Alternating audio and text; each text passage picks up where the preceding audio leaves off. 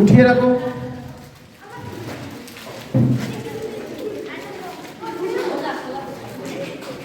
তোমাদের কিরম লাগছে? ভালো লাগছে?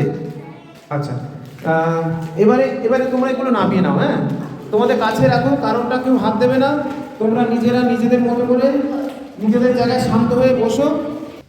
আসতো মা সদ্গময়, असतो मा सद्गमय, तमसो मा ज्योतिर्गमय, तमसो मा ज्योतिर्गमय, मृत्युर्मामृतं गमय, मृत्युर्मामृतं गमय। ॐ शान्ति शान्ति शान्तिः। शान्ति शान्ति शान्तिः। धीरे धीरे যোগ করো, আর আগ্রহ করে রাখো। বইয়ের সাধনা হচ্ছে মানে আমাদেরকে কি করলে আমরা ভালো থাকতে পারি, সুস্থ থাকতে পারি, রোগ না হয়, কাজকর্ম যেন সারাদিন এনার্জি দিয়ে করতে পারি। হ্যাঁ, আর কি করতে পারি, মনের শরীরে যেন জোর থাকে। তাহলে সেটা কি, সেটা লক্ষণ হচ্ছে স্বাস্থ্য। আর যে খুব দুর্বল, কাজ করতে পারে না, বারবার শরীর খারাপ করে, যার মনে জোর নেই, কাজ করতে গেলে চট করে বারবার ভাবে হাঁপিয়ে যায়, করতে পারে না, তাহলে সে কি অসুস্থ, তার স্বাস্থ্য ঠিক নেই, তাই তো? তাহলে স্বাস্থ্য যদি ঠিক রাখতে হয় তাহলে কি করতে হবে? আর স্বাস্থ্য যদি ঠিক রাখতে হয় তাহলে দেখো, স্বাস্থ্য শিক্ষা মানুষের সুস্থ ও সুন্দর থাকতে শেখায়। মানে আমরা যদি এই বইটা থেকে যেটা বলছে যদি সেগুলো একটু জানি, তাহলে আমরা আমাদের শরীরটাকে সুন্দর রাখতে পারবো, ঠিক রাখতে পারবো, আমরা শক্তিশালী থাকবো, আমাদের শরীর খারাপ কম হবে। এই যে করোনা এলো, সবাই কি করোনা হয়েছে? সবাই কি মারা গেছে? যায়নি। তাহলে যারা মারা গেছে তারা অসুস্থ ছিল বেশি, তাদের তাদের দুর্বল ছিল, তাই তাদের শরীর খারাপ বেশি করেছে, তারা মারা গেছে। বা যাদের সুস্থ ছিল কিন্তু করোনা হয়েছে, তারা কি হয়েছে, আবার সুস্থভাবে ফিরে এসেছে, তারা মারা যায়নি, তাই তো? তো তাহলে সেই জন্য স্বাস্থ্য ঠিক রাখার জন্য কি কি করতে হবে সেটা আমরা শিখব। শারীরিকভাবে ঠিক থাকতে শেখায়। কি বলতে, স্বাস্থ্য শিক্ষা মানুষকে সুস্থ ও সুন্দর থাকতে শেখায়। কিভাবে শারীরিকভাবে ফিট থাকতে শেখায়, মানসিকভাবে উজ্জীবিত থাকতে ও আনন্দে থাকতে শেখায়। তাহলে শারীরিকভাবে ফিট মানে কি?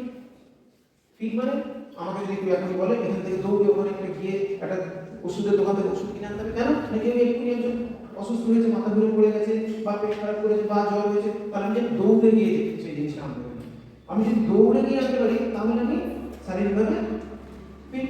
আর আমি যদি এখান থেকে দৌড়তে গিয়ে একটুখানি গিয়ে হাঁপিয়ে গেলাম, আনতে পারলাম না, আমি নিজেই তখন হাঁপাতে হাঁপাতে রাস্তায় হাঁটছি, তখন কি হবে?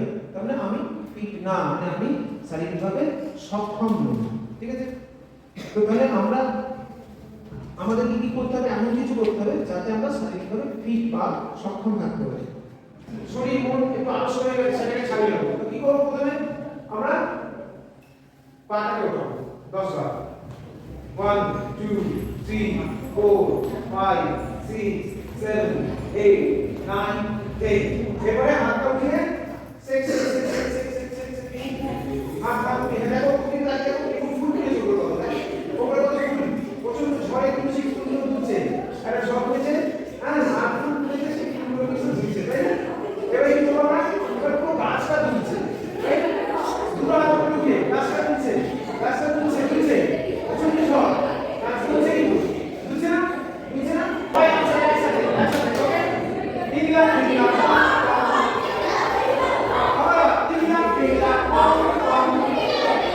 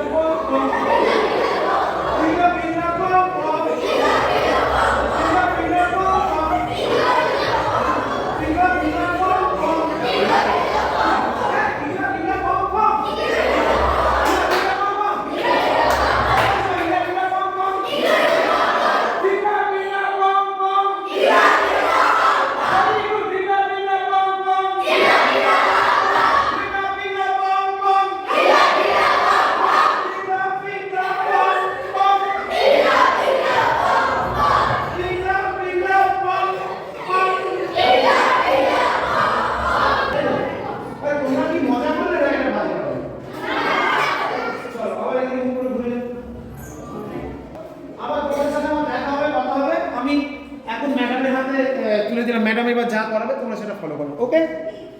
অরিগ্যামি, তো তোমরা কি জানো যে অরিগ্যামি কি? জানো তো? জানো না তো? আচ্ছা, অরিগ্যামি হচ্ছে কালার্ড পেপার বা ক্রাফট পেপার দিয়ে নানা রকমের মাছ, ক্র্যাব এগুলো বানানো যায়। ঠিক আছে, তো এইটা আমরা আজকে শিখবো, খুব মজা হবে। কিন্তু আমাদের একটু ক্রাফট পেপার চাই, তো সবাইকে আমি আগে ক্রাফট পেপার দেওয়ার ব্যবস্থাটা করি, তারপর আমরা স্টেপ বাই স্টেপ আমি বলবো, তোমরা করবে।